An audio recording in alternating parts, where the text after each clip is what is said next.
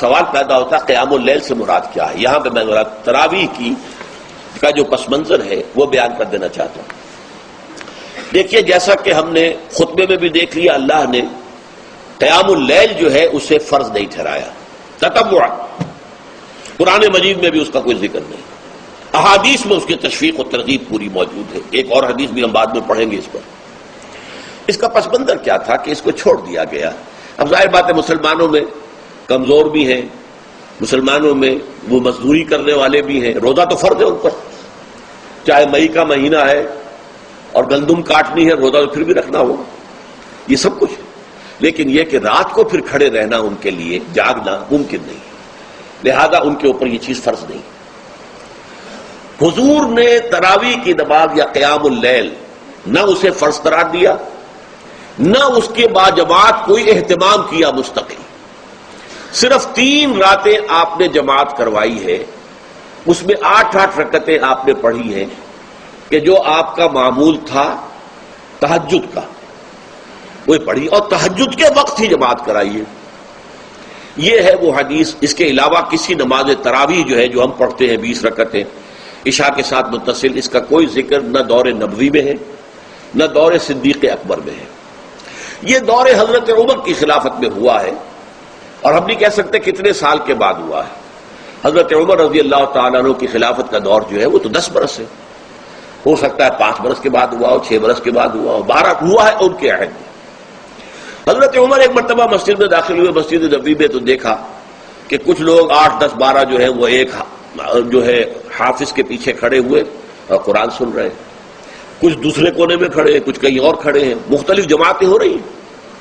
تو انہوں نے سوچا کہ کیوں نہ ان سب کو ایک امام کے پیچھے جمع کر دیا جائے، اور اس کے لیے لوگوں کی سہولت کے لیے عشاء کے ساتھ متصل رکھ دیا جائے، اس لیے کہ تہجد کے وقت اٹھنا جو ہے وہ تو ہر کس و ناقص کا کام نہیں ہے، کہ عشاء کے بعد اگر تھوڑا سا اضافی وقت ہو صرف، تو یہ ہر شخص کر لے گا، مزدور بھی کر لے گا۔ لہذا آپ نے یہ نظام تجویز فرمایا کہ عشاء کے متصلاً بعد 20 رکعت نماز پڑھی جائے اور ایک امام کے پیچھے پڑھی جائے۔ یہ گویا کہ اجتہاد ہے حضرت عمر رضی اللہ تعالی عنہ، اس کو آپ نے خود بدعت بھی قرار دیا ہے، لیکن بدعت حسنہ۔ بدعت کس اعتبار سے؟ لغوی اعتبار سے، نئی بات، اس لیے کہ حضور کے زمانے میں نہیں تھی، تو یہ اس طریقے سے ایک نئی بات ہے۔ لیکن یہ بات چونکہ بہت اچھی ہے، بہت عمدہ ہے، آپ جب یہ نظام چل پڑا تو ایک دن مسجد میں آئے، دیکھا کہ بڑی بھری مسجد ہے، صحابہ کھڑے ہیں اور ایک امام کے پیچھے قرآن سن رہے ہیں۔ آپ نے فرمایا نعم البدعۃ ھذہ، یہ جو ہم نے نئی بات شروع کی ہے یہ بہت اچھی ہے، بہت عمدہ ہے۔ اب یہاں سے فرق واقع ہو گیا ہے۔ ایک تو اہل تشیع جو ہے وہ تو ویسے ہی حضرت عمر سے بہت دشمنی رکھتے ہیں، عناد رکھتے ہیں، تو حضرت عمر کے اجتہادات سے انہیں نفرت ہے، انہیں دوری ہے، چاہے وہ کوئی سا بھی حضرت عمر کا اجتہاد ہو۔ ہمارے ہاں اہل حدیث حضرات بھی در حقیقت حضرت عمر یا کسی اور خلیفہ راشد کے فعل کو وہ سمجھتے ہیں کہ یہ ایگزیکٹو آرڈرز ہیں، یہ ہمیشہ کے لیے نہیں ہے۔ حضرت عمر نے اپنے دور میں ایک نظام قائم کیا، ان کے دور کے لیے ٹھیک تھا، یہ ہمیشہ کے لیے نہیں۔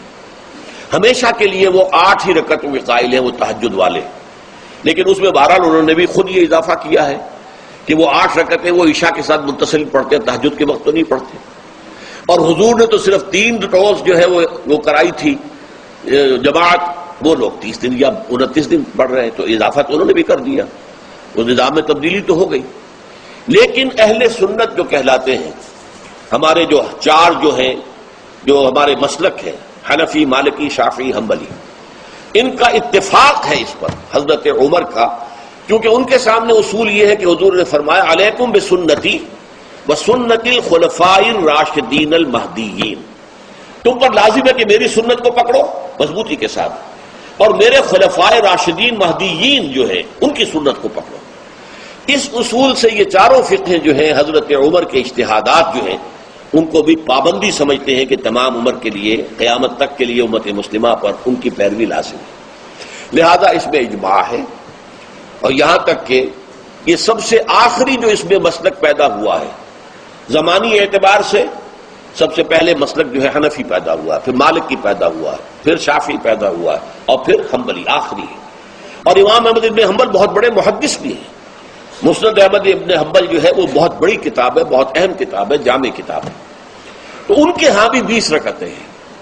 چنانچہ حرمین شریفین میں، سعودی عرب میں، مکے اور مدینہ منورہ میں جو نماز تراویح ہوتی ہے اس کی 20 رکعتیں ہیں. لیکن اہل حدیث حضرات جو ہے وہ اس 8 کے اوپر اکتفا کرتے ہیں. بہرحال یہ ایک اختلاف ہے جو میں نے اس کا پس منظر بیان کر دیا.